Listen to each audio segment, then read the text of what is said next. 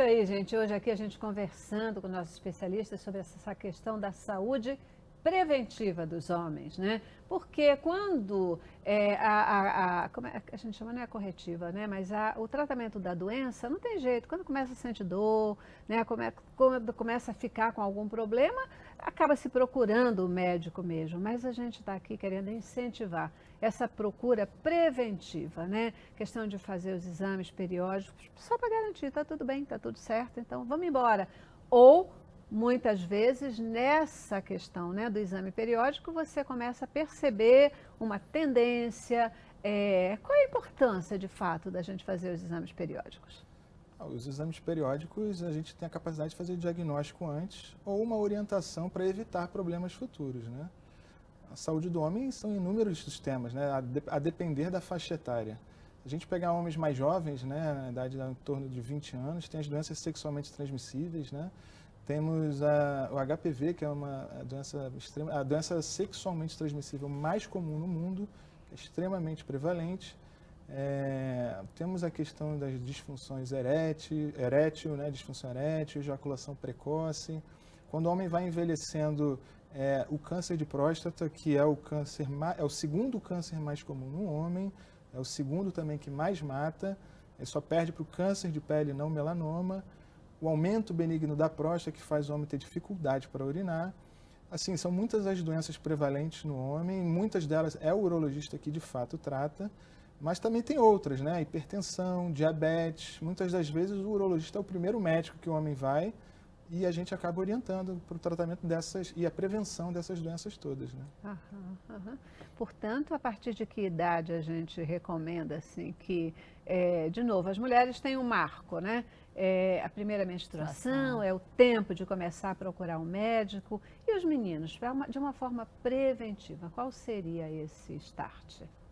Já no pediatria, já com pediatra, né? O menino, por exemplo, ele nasce com uma fimose funcional, que é aquele estreitamento da pele do prepúcio, e isso é muito comum e já gera um problema, vamos dizer assim, urológico, uma dúvida se tem ou não que operar. Então, já no pediatra. Então, ele vai acompanhando com o pediatra, acabou o pediatra, ele já entra na fase pré-puberal e já deve ir no urologista, né? Uhum. As vacinas, as orientações com relações à sexualidade, né? São várias essas questões. Porque esse tempo do pediatra, de novo, é um tempo que a gente cumpre, né? A gente cumpre, as mães sempre levam, né? Também tem o cuidado de levar, faz as vacinas, etc. Aí passou a carteira de vacinação, já está legal, já está ali, né? Para atender as demandas escolares e tal. Aí a gente começa a esquecer, começa a não fazer, não buscar essa questão do atendimento médico. Mas, já que você falou, cada idade, né? Vocês estavam falando, cada idade tem a sua característica. No adolescente, quais são as principais questões e necessidades de prevenção? No adolescente, iniciando a vida sexual, vamos dizer assim, as DSTs são as mais comuns, né? Uhum. Então, ele inicia a vida sexual, tem as balas nos post-its, né? Que é a inflamação causada por um fungo na região do pênis, é extremamente comum. O HPV, a vacina contra a hepatite B, que é uma DST também muito frequente, que não costuma dar sintomas, a gente acaba orientando. É interessante também que muitos jovens, quando vão iniciar a vida sexual, podem ter alguma queixa de disfunção erétil, né? A disfunção erétil ela não é um problema só do idoso, também pode ser do jovem. Mas normalmente nessa faixa etária é relacionado a algum problema de ordem psicológica. É o estresse daquele primeiro momento, da primeira relação sexual.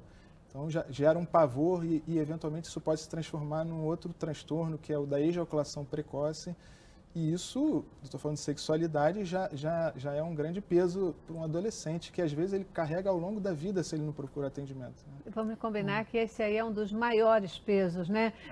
Aí para o adolescente. Eu acho que essa questão da sexualidade e a outra questão vem na questão de pele. É isso que não eu é ia mesmo? dizer. Exatamente isso. Essa fase da adolescência é a fase que tem aquela grande mudança, né, hormonal. E a pele, ela acaba realmente sofrendo toda uma modificação. Então, esse eu acho que é o momento que o adolescente tem que vir ao consultório do dermatologista, no momento que vai aparecer a acne, que a pele fica oleosa. Então aí a gente vai entrar para dar todo aquele suporte, para ele conseguir tratar a pele e se sentir bem, né? Porque o grande problema das doenças dermatológicas é que elas estão expostas, elas estão na pele. Então isso traz um desconforto muito grande para o adolescente, aí entra aquelas questões de bullying. Então eu acho que aí a participação, né, do dermatologista nessa fase da adolescência é fundamental, para ele se sentir bem, né? Aí é o bem-estar também físico, né? O bem-estar externo é importante nessa fase da adolescência, é o máximo, né? Porque a gente está em evidência nessa fase, com menos autoconfiança. Então, você vir ao dermatologista vai te permitir, né, tratar a pele. Eles têm muita preocupação com isso. Cabelo também, às vezes,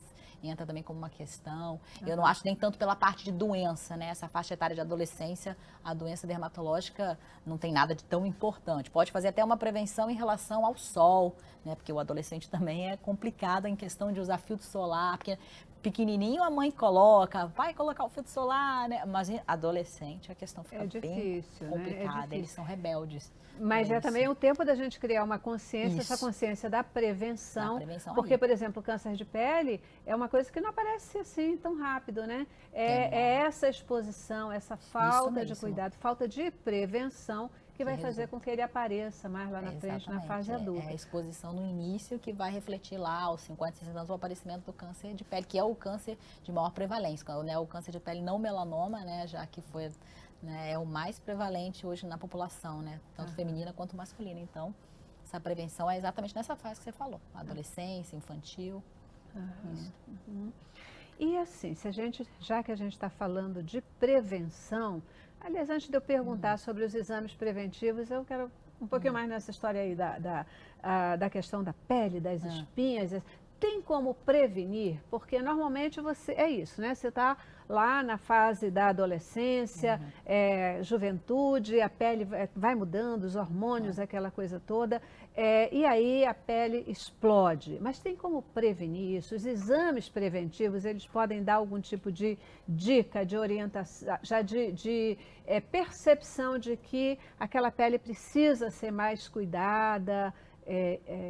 É difícil. Exame, assim, taxativo, a gente ainda não dispõe para isso, na verdade. Você pode ter uma influência genética, se o pai ou a mãe tiveram bastante acne, então esse adolescente fica mais sujeito, mas não tem como a gente fazer essa mensuração antes, né, do aparecimento, é muito difícil, na verdade. Você pode fazer prevenção no sentido, assim, uma boa dieta, a gente sabe hoje que os alimentos ricos em açúcares propiciam o aparecimento de acne, né, laticínios tem influência também, então você pode, de repente, fazer uma prevenção, se você conseguir modificar a dieta do seu filho, quem sabe você vai ter, né, algum efeito sobre o aparecimento da acne, mas não há nenhum exame preventivo prévio, infelizmente não, na verdade.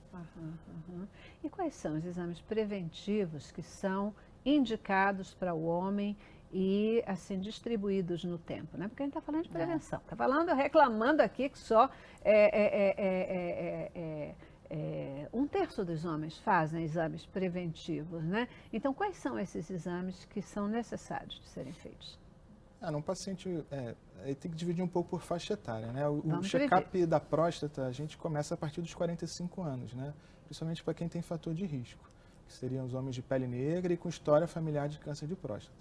O homem mais jovem, por volta de 20, até os 20 anos, a gente já conversou. Entre os 20 e 30 anos, a gente avalia também outras questões, como a questão da fertilidade, né? Então, uma das causas de infertilidade é a varicocele. E a varicocele a gente consegue fazer um diagnóstico e a gente consegue propor um tratamento. Então, a gente tem visto também casais até que vão na consulta para avaliar essa questão da fertilidade, fazer exames pré-nupciais, né? Fazer um check-up de doenças sexualmente transmissíveis, a hepatite C também, que é extremamente prevalente ainda. Então, assim, seria um check-up para avaliar as funções, né? Rim, coração, a parte hepática, colesterol, esses são os exames mais recomendados. E o homem, em especial na urologia, a gente dá uma ênfase também para essa questão da fertilidade, avaliar a função testicular, hormônios, se está tudo certo, se não vai haver, porque tem problemas de fertilidade que podem ser diagnosticados antes para poder fazer um tratamento e evitar uma infertilidade futura, né? A gente, muitas vezes, né, fica com essa questão e como é inevitável, né? A questão da sexualidade é uma das que mais efetivamente impactam os homens. Parece que a grande preocupação acaba ficando por conta dessa história do câncer de próstata, né?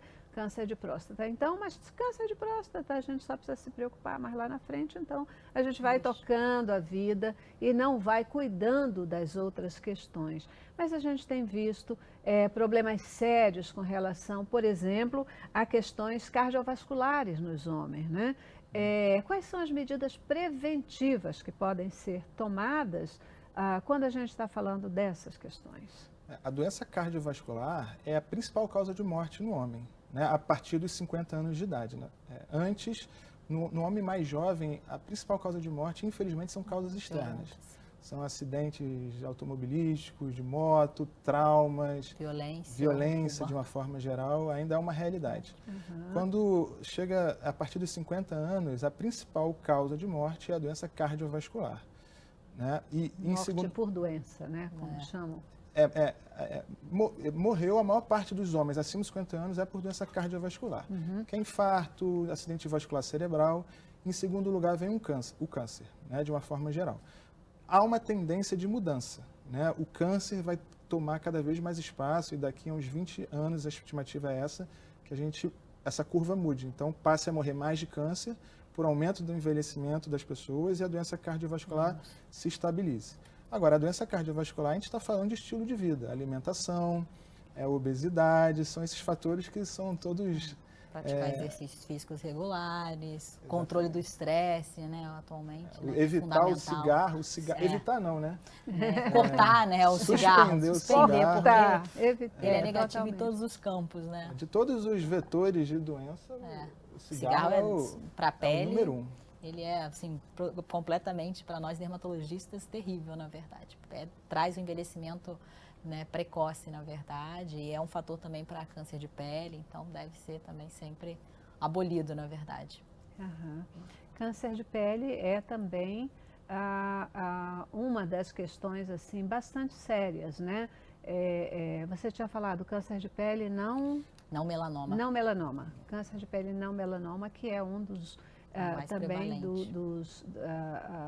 dos grandes responsáveis por mortalidade.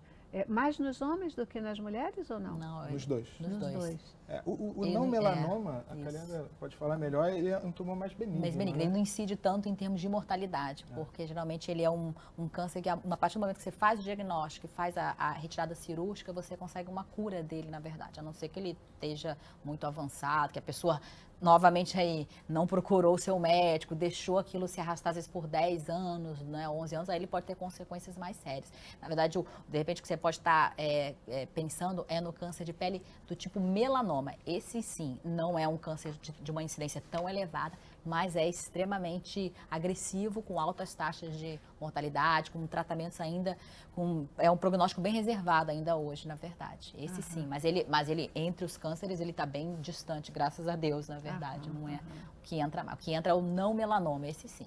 Que esse entra na prevenção da dermatologia. Ir ao seu dermatologista com regularidade, exatamente para fazer um mapeamento das suas pintas, das suas lesões, para poder detectar precocemente, né, o câncer de pele, não o melanoma e o melanoma porventura, né? Porque esse tipo de câncer, então, no caso melanoma, quanto mais precoce você faz o diagnóstico, maior é a sua chance de conseguir curar e até de sobrevida mesmo, na verdade. Pois é, porque o câncer, por exemplo, é uma doença que todo mundo tem pavor, né? Quando se fala é um câncer, parece que isso é uma sentença de morte. Isso sempre soa dessa forma, né? E a gente aqui sempre ouve de vocês a mesma questão.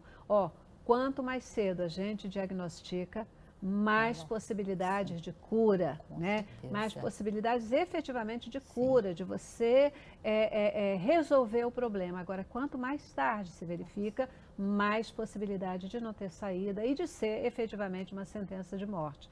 Mas ainda assim, a dificuldade, né, das pessoas de estarem olhando, de estarem cuidando um pouco antes, e daí a gente vai ficar aqui falando o tempo todo, né? Tem que procurar, porque a prevenção ou olhar, né, logo que começa um problema, seja qual for ele de saúde, traz muito mais chance de você poder curar, não é mesmo? A gente já precisa ir para o nosso